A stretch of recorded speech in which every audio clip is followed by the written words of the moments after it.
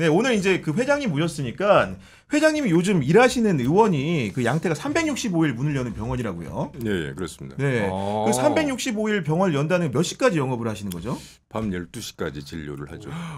그럼 이번 추석 연휴 기간 내내 이렇게 늦게까지 근무를 하셨겠네요. 예. 이번에 5일 연휴였지 않습니까? 네. 그래서 또 이제 병원 사정도 있고 연휴 기간에는 상당히 이제 복잡한 상당히 이제 어떤 중등도 이상 어려운 환자군이 오기 때문에 제가 이제 저녁에 야간에 5일 동안 진료를 했죠. 야간에. 야간 진료를 하다 보면 저희는 의사가 아니기 때문에 과연 어떤 분들이 그 시간에 이제 병원을 찾는 것인지 잘 모르는데 기억에 남는 사례가 좀 있으십니까? 일단은 경증 응급실 정도 개념이라고 보시면 되고요. 개인 병원 1차 의료기관인데 야간에 진료를 하면 이제 다른 곳에는 갈 곳이 없으니까 좀 증상이 그 급격하게 나타나서 뭐 급성 장염이라든지 구토가 굉장히 심하다, 뭐 설사가 심하다. 그래서 경도나 중등도의 탈수를 겪고 있는 뭐 소아라든지 어르신이라든지 이런 환자가 오고 또 이제 굉장히 호흡기 증상, 호흡곤란 호소하는 그런 어떤 환자들, 소아 환자도 오고 뭐 성인 환자도 오고 호흡기 조금 그렇게 외상 환자들도 꽤 오죠. 이제 뭐 어디 찢어졌다든지 이렇게 열상 입은 환자들, 그리고 부딪혔다, 또 급성 알러지 반응으로 전신 두드러기, 또 대상포진으로 아주 굉장히 심한 통증 호소하는 환자들. 갈 수 있는 그 사소한 병들도 너무 많다니까요. 야간에도. 그러니까 이게 그나마 이제 병원에서 치료받을 수 있는 경증 환자면 괜찮은데 경우에 따라서 중증으로 의심되는 환자들도 받으시는 경우가 있는 거 아닙니까? 그렇습니다. 이제 환자 입장에서는 경증이나 중증이나 뭐 이런 것 진짜 응급이나 이것은 환자 본인이 판단할 수는 없잖아요. 그래서 의사도 보자마자 어떤 분류를 할 수 있는 건 아니란 말이죠. 그래서 응급실에서 우리가 이제 큰 응급실 있지 않습니까? 상급 종합병원의 응급실에서도 가장 위험한 환자가 자기 발로 들어왔는데 나중에 진짜 응급인 환자인 거예요. 왜냐하면 우리 그 기본적인 우리 주의력에서 주의 범위에서 벗어나 있단 말이죠. 실제 실신한 환자라든지 심각하게 출혈을 하고 있는 환자라든지 이런 환자들은 의사들이 주의를 굉장히 의료진들이 기울이죠. 주목을 하지 않습니까? 근데 걸어다니는 별로 본인은 애매모호한 증상으로 왔는데 걸어다니고 있는 환자가 사실 제일 위험한 환자다. 그런 말이 있습니다. 그래서 야간에 특히 이제 추석 연휴 기간 같은 이런 기간에 또 이번 의료 대란이지 않습니까? 이런 기간에 야간에 문을 열어두면 상당히 어떤 위험한 환자들이 많이 와요. 그래서 그 환자들을 잘 분류해서 또 종합병원, 상급종합병원으로 보내주고 치료할 사람은 치료하고 이걸 잘 조절하는 게 이게 쉬운 일이 아니에요. 저 개인적으로 궁금한 거 하나 여쭤봐도 돼요? 지금 소방청에서 소방 대원분들 약간 입틀 막 들어갔잖아요. 언론 접촉하지 말라고. 맞아요.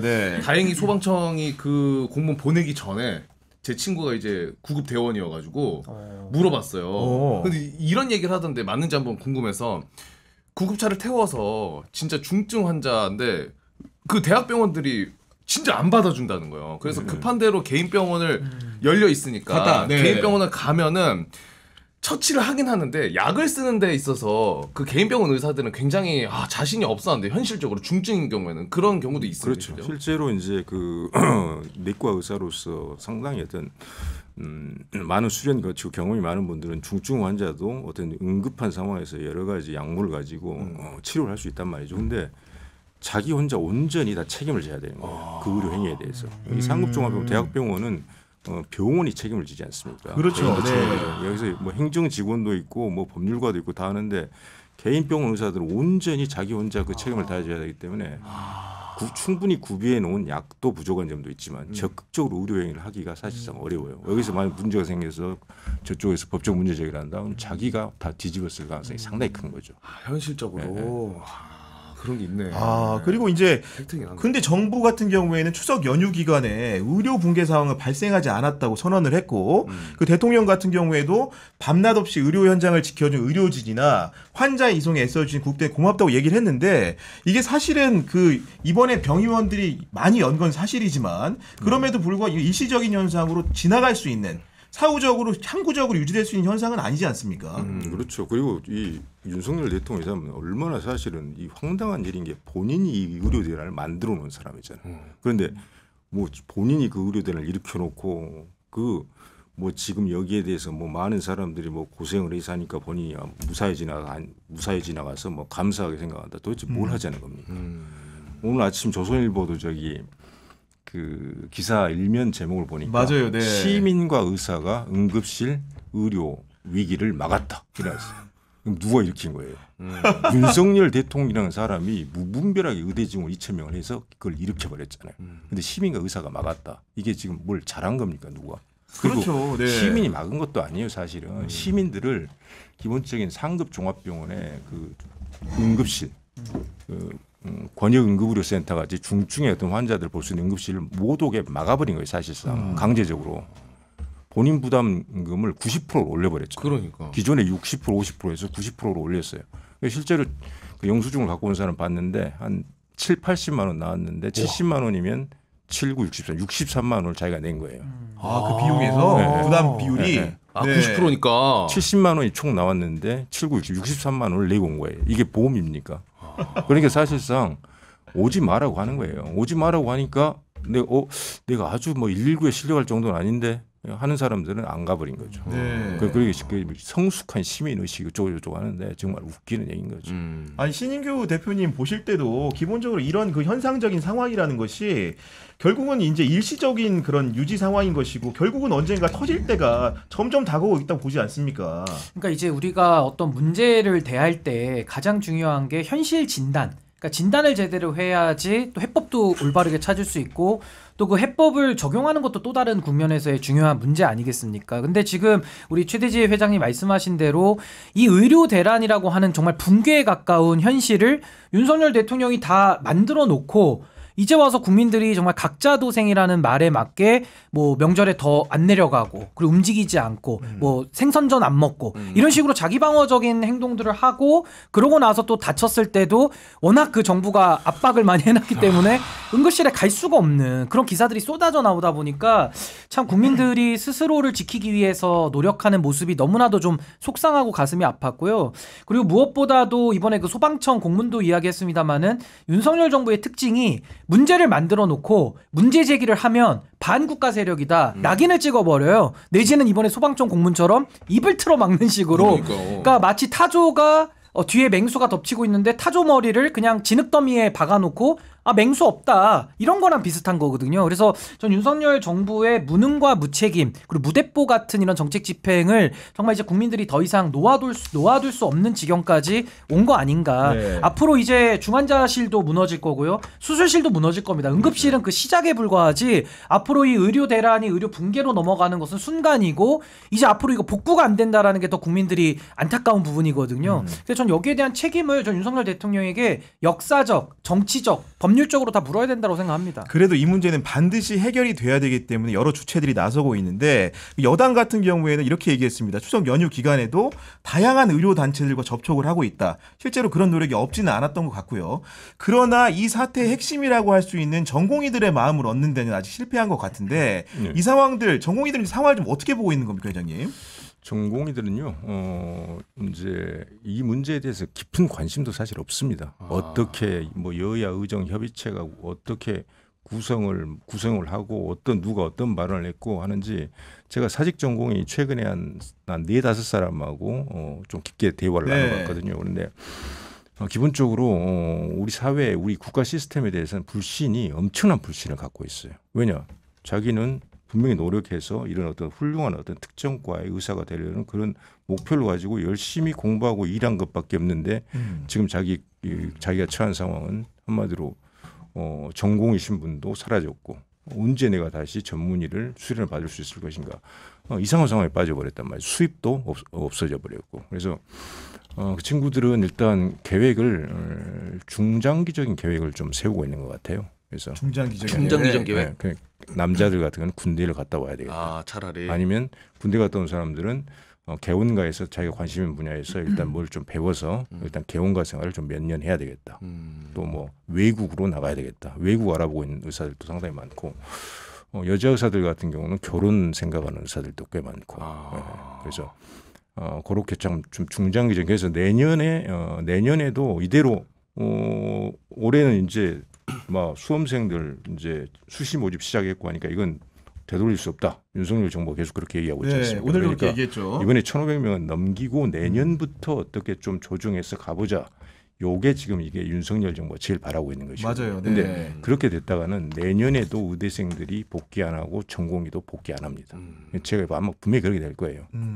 그리고 문제는 이 친구들이 어떤 단일한 어떤 전공의 전체를 대표하는 어떤 조직의 뭐 투쟁의 지도부가 있어서 일사불란하게 움직이는 게 아니에요. 이심전심으로 그냥 그렇게 움직이고 있기 때문에 그래서 되돌리기도 상당히 어렵습니다. 네. 그런 상황인데 그 여야 의정이라고 주체를 나눠 보는데 네. 그 회장님 같은 경우에는 기본적으로 의료 단체 대표 역할도 하셨으니까 여당 의견도 이렇게 청취하실 수도 있을 거고 야당 의견도 이제 야당에서 회장님한테 의견을 조회하는 경우도 있을 텐데 여당과 야당은 대응을 어떻게 하고 있는 겁니까? 최근에 보면.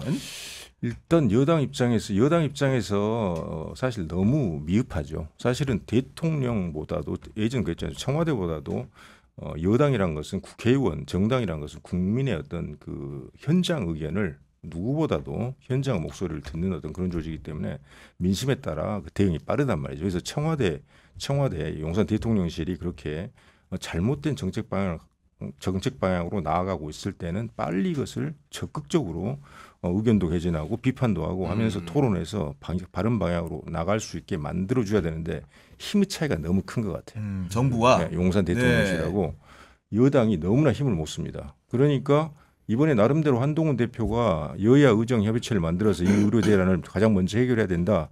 우리 정치 사회적인 이슈로는 국민들 위해서 잘 정확하게 선택을 한 거예요.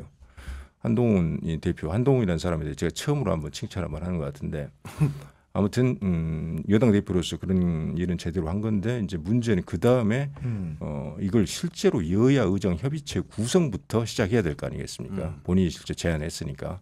그럼 그 한동훈 대표라는 사람의 본인의 어떤 역량을 발휘해서 이 여야 의정 협의체를 실질적으로 구현해낼 수 있을 것인가? 그게 이제 본인의 어떤 리더십의 시금석이 되겠죠. 네. 그 지금 회장님께서는 기본적으로 그 시험대 한동훈 대표가 섰다고 했는데 신윤규 대표가 이제 저간의 사정들을 보지 않습니까? 지금 한동훈 대표의 조정자적인 역할은 어느 정도 잘 되고 있다고 보십니까? 근데 일단은 한동훈 대표 자체가 어떤 움직일 수 있는 공간이 없어요. 그럼 공간이 없을 때는 집권 여당의 당 대표라면은 민심의 힘을 업어서 대통령하고 이것은 소위 말해서 맞짱을 떠야 되는 사안이거든요. 근데 과연 한동훈 대표가 검찰 생활을 오래 했고 검사 동일체라는 아주 수직적인 체제에 오래 수능되고 학습된 사람인데 이제 와가지고 뭐 지금 윤석열 대통령과 각을 세울 수 있겠느냐. 이게 이제 국민들 보시기에는 불안하고 미흡한 부분인 거죠. 그리고 아무리 봐도 윤석열 대통령 구수를 했기 때문에 그 고집을 꺾기가 매우 어렵다. 한동훈 대표가 고집으로 이기기도 어려워요. 그래서 저는 윤석열 대통령과 지금 여야 의정이라는 어떤 협의체를 만들어서 하겠다라고 하는데 결국 핵심은 대통령의 의지를 꺾지 않으면은 이 부분은 해결이 어렵거든요. 네, 정부는 맞습니다. 밀어붙이고 있기 때문에 저는 그럼 한동훈 대표가 지금 할 일은 여야 의정을 만들려고 아무리 노력해도 이거 잘 안 될 겁니다. 그렇다면 어느 순간에는 대통령과 각을 세워서 본인의 직을 걸고 덤벼야 될 시점이 올 거예요. 근데 거기에 대해서 한동훈 대표가 얼마만큼 능동적이고 민심에 순응하는 그런 태도를 보일 것이냐 저는 뭐 99.9% 회의적입니다. 네. 태생적으로 안 되는 분이에요. 그러니까 저는 그 걱정되는 게 뭐냐면 한동훈 대표가 그 이 문제 해결을 위해서 그냥 어떤 조건도 없이 어떤 이득을 보지 않고 아니 지금 당장 목소리들이 국민들이 계속 터져 나와 있고 상황이 이런데 해결을 위해서 힘을 쓰면 저는 오히려 도움이 될 거라고 보거든요. 근데 저는 왠지 이걸 어떻게든 내가 해결했다. 내가 그 중요한 축에 있었다라는 의지가 있는 것 같아요. 그러니까 나를 중심으로 해결해야 나를 된다. 중심으로 해야 된다. 그러니까 이게 문제 해결을 위한 움직임이 아니라 한편으로는 내 이득을 위해서 계산하면서 움직이는 듯한 느낌도 있어서 이게 굉장히 좀 불안하거든요. 아니 그러니까 이런 거잖아요. 하늘 아래 태양은 두 개일 수는 없지 않습니까? 우리가 물리학적으로도 태양은 하나거든요. 그러니까 권력을 놓고서도 윤석열 대통령은 아직도 내 임기가 절반 남아 있고 난 대통령으로서 뭐 마치 지금 이 의료 대란을 개혁으로 인식하고 있잖아요. 그러니까 지금 의료 대란 잘못됐다라는 우리 대다수의 국민들은 지금 저항 세력으로 대통령은 인식을 하는 뭔가 착각에 빠져 있고 한동훈 대표도 이 국면을 본인이 좀 돌파해보겠다라면서 지금 돌아다니고 있는 건데 역량이 안 되는 거거든요. 그러니까 결과적으로 윤석열과 한동훈과 윤석열이 한 번은 부딪힐 수밖에 없는 거예요. 그렇다면 한동훈 대표가 민심을 등에 업고 정말 직을 거는 각오로 윤석열 대통령과 그래. 정치적인 결단, 과거에도 있지 않습니까? 행정복합 도시에 대해서도 박근혜 대통령이 이명박 대통령을 꺾었어요. 그러니까 맞아요. 여당 네. 대표로서. 그러니까 이게 집권 여당의 권력이 이양되는 과정의 한 국면으로 보면서 뭔가 이제는 의료에 관한 문제를 해결하는 주체로서 한동훈 대표가 일어서기 위해서는 뭔가 좀 하나의 그런 좀 강력한 한 방이 있어야 되지 않을까. 근데 거기에 대한 한동훈 대표의 지금까지의 리더십은 최혜병 특검법에 대해서 10명조차 모으지 못하는 이런 빈곤한 리더십을 가지고는 아마 이 의료 대란에 대한 갈등도 전 한동훈 대표 중심으로는 해결하기 매우 어려울 것이다. 그렇게 예상해 봅니다.